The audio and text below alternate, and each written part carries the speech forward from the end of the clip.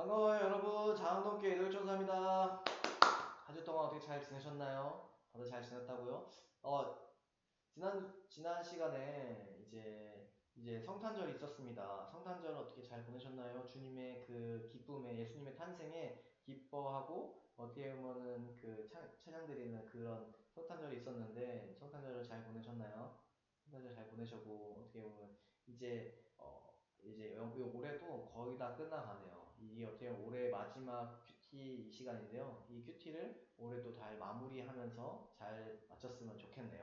자, 오늘 할 시간은 D형 큐티에 대해서 알아보려고 합니다. D형 큐티.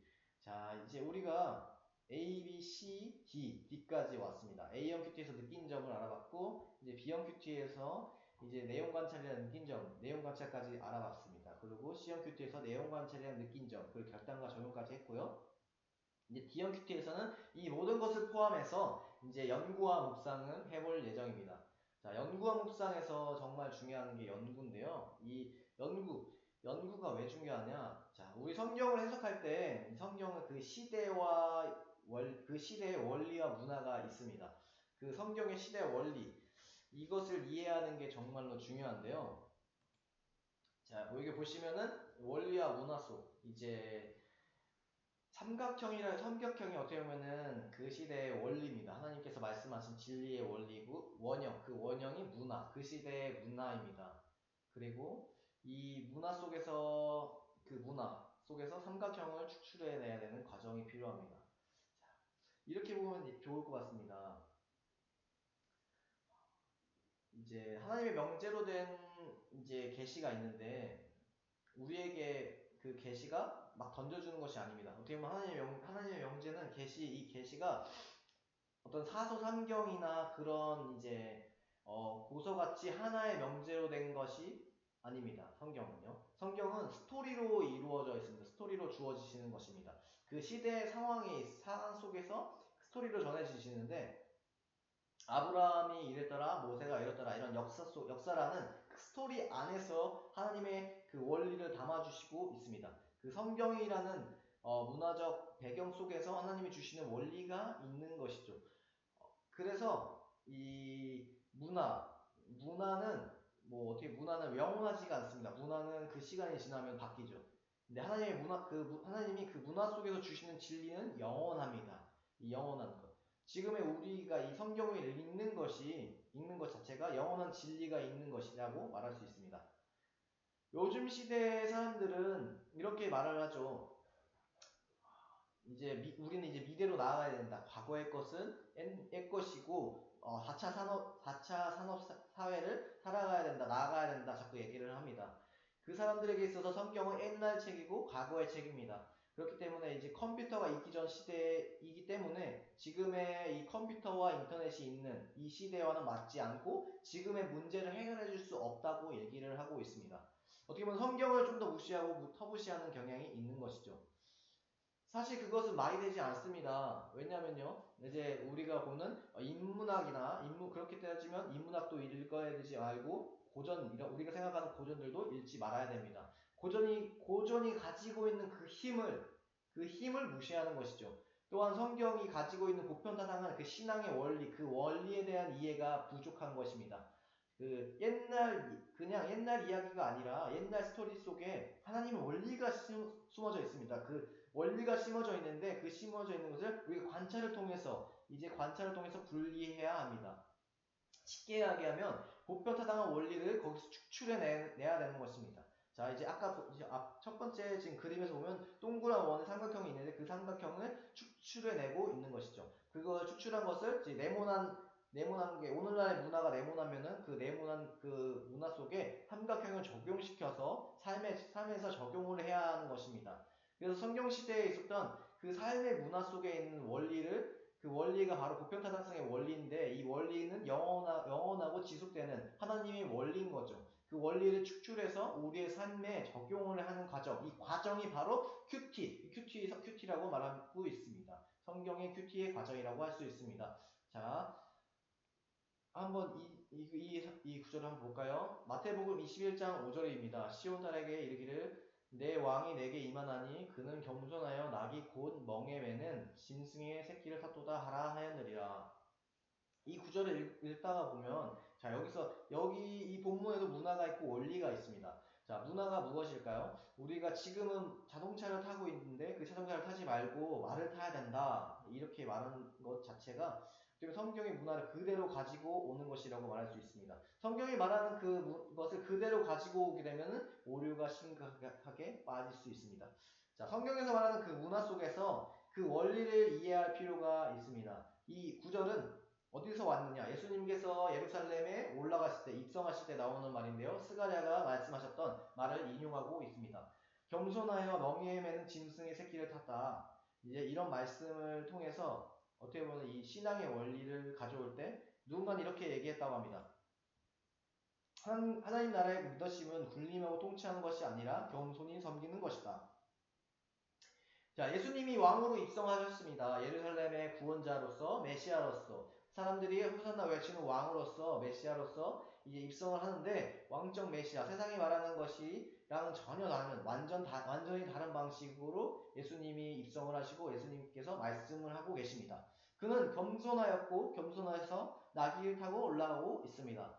호산나 외치는 사람들이 예루살렘에서 외치는 그 하나님의 리더십을 보시는 것입니다. 거꾸로의 리더십이라는 것을 보여주고 있습니다. 자, 그냥 단순히 그것은 겸손히 섬기는 것이다. 만약에 겸손하여 나귀를 탔다는 것을 통해서 어떻게 보면 우리의 회사에서 아니면 나의 직장에서 아니면 나의 가정, 우리의 교회에서 하나님의 말씀에 따라서 겸손히 섬기면서 살아가야겠다고 적용하는 것이면 적용을 한다면 그것은 보편적 원리를 너무나도 잘 이해한 것이라고 말할 수 있습니다.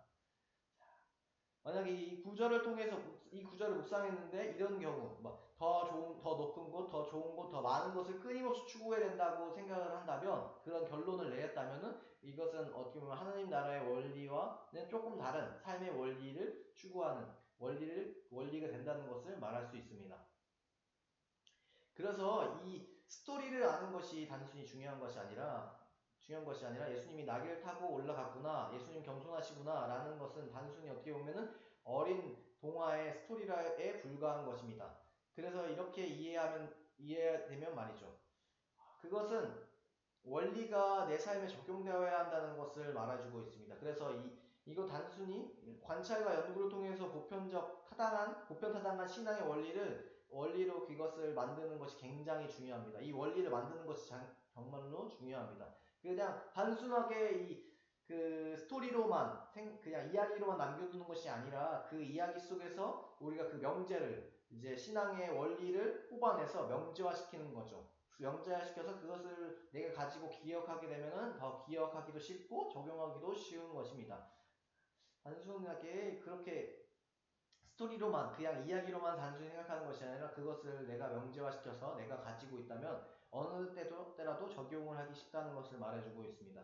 자, 레위기 11장 또한 이제 레위기 11장 2절에서 4절을 보게 되는데요. 자, 읽어볼게요. 이스라엘 자손에게 말하여 이르라. 육지의 모든 짐승 중 너희가 먹을 만한 생물은 이러하니 모든 짐승 중 굽이 갈라져 쪽발이 되고 색임질하는 것은 너희가 먹되 색임질하는 것이나 굽이 갈라진 짐승 중에서 너희가 먹지 못하는 것은 이러하니 낙타는 색임질을 하되 굽이 갈라지지 아니하므로 너희가 부정하고 이렇게 말씀을 하고 있습니다. 자, 이것도 뭘까? 자, 레위기 이 본문은 제사법에 대해서 말해주고 있습니다. 제사법. 이 제사법은 예수 그리스도를 통해서 폐지되었다고 말하고 있습니다. 그러면 이것은 우리가 이제 지키지 않아야 되는 법이다. 이렇게 생각하는 거죠. 이렇게 얘기를 하고 그렇게 묵상을 해버리게 되면 이 구절은 어떻게 보면 지금 우리에게 필요가 없는 구절이 되게 됩니다.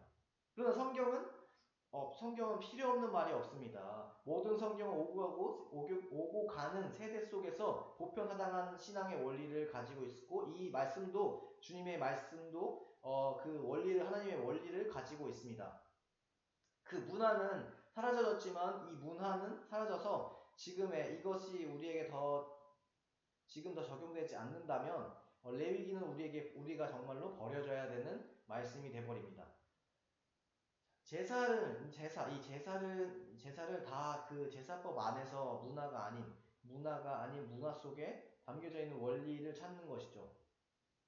문화 속에 담겨져 있는 원리를 우리 찾아야 됩니다. 그 원리를 통해서 우리는 이 보편타당한 진리로 만들어서 이제 우리의 스토리로 적용을 시킬 필요가 있는 거죠. 그렇다는 건 이제 이 본문에서 담겨져 있는 원리는 무엇일까요? 자, 레위기의 경우 1장에서 11장 같은 경우 제의적 거룩을 얘기하고 12장에서 16절은 생활의 거룩을 얘기합니다. 자, 이 두 부분을 어떻게 보면 나눌 수 있어요. 자, 제의적 거룩을 나오고 다음 이제 생활의 거룩이 나오는데요. 자, 첫 번째 같은 경우는 1장부터는 제의적 거룩은 소제, 대제, 어떻게 보면 속제제, 속건제 등이 나오고 있습니다. 이것을 통해서 제사의 거룩이 나오고 그 다음에 제사의 거룩이 그냥 그렇게 제사의 거룩, 제의적 거룩으로 끝나는 것이 아니라 이 12장을 통해서 우리 생활 속에서의 거룩으로, 삶의 거룩으로 이어지는 것을 레위기는 말하고 있는데요. 그것을 설명하는 과정이 바로 가정에서 이제 제일 첫 번째가 나오는 것입니다. 그 첫 번째가 나오는 구절이 이것을 먹으라, 이것을 먹지 말라라는 구절이 나옵니다. 그래서 어떻게 보면 제사의 거룩은 삶의 거룩으로 이어져야 되는 것을 말하고 있는데요. 이것은 먹어라, 이것을 먹지 말라, 이 부분을 말하는데, 이것은 어떻게 보면 우리가 뭐 의학적인 것이나 윤리적인 것이나 뭐 어떤 대표성을 가진 것이나 뭐 이런 다양한 해석을 할 수 있습니다. 다양하게 해석을 할 수 있지만 가장 중요한 보편타당한 신앙의 원리를 가진다면, 원리라는 것을 찾는다면 우리가 가지는 생활 속에서 가장 작은 것, 제일 먹는 것이 어떻게 보면 제일 작은 것이잖아요. 작은 것에서부터 하나님 앞에 나와 거룩을 실천하고 살아야 되는 삶의 원리를 말하고 있다고 할 수 있습니다. 지금 우리가 이 원리에 따라 무엇을 먹고 무엇을 먹지 않는 것은 아니지만 내 삶에 먹는 것으로부터 인생의 가장 작은 생활의 영역, 제일 작은 부분에서부터 하나님 앞에 나와 거룩을 지키는 것, 이것이 삶의 모습으로 필요한 것이라고 말할 수 있습니다. 자, 또한 이렇게 얘기할 수 있습니다. 7가지 제가 있잖아요. 7가지 제 중에 탐식이라는 것이 있습니다. 이 탐식이로 시작되는 제가 있다는 것을 말하고 있는데, 내 인생에서 가장 작은 생활 영역에서부터 우리는 죄를 범할 수도 있는 것입니다. 이렇기 때문에 그 제일 작은 생활 영역에서부터 우리는 거룩을 실천해야 되는 것을 우리는 말하고 있고, 이 또한도 이게 원리로서 이제 신앙적 원리로서 우리가 받아야 되며 다양하게 적용을 해야 한다는 것을 알려주고 있습니다.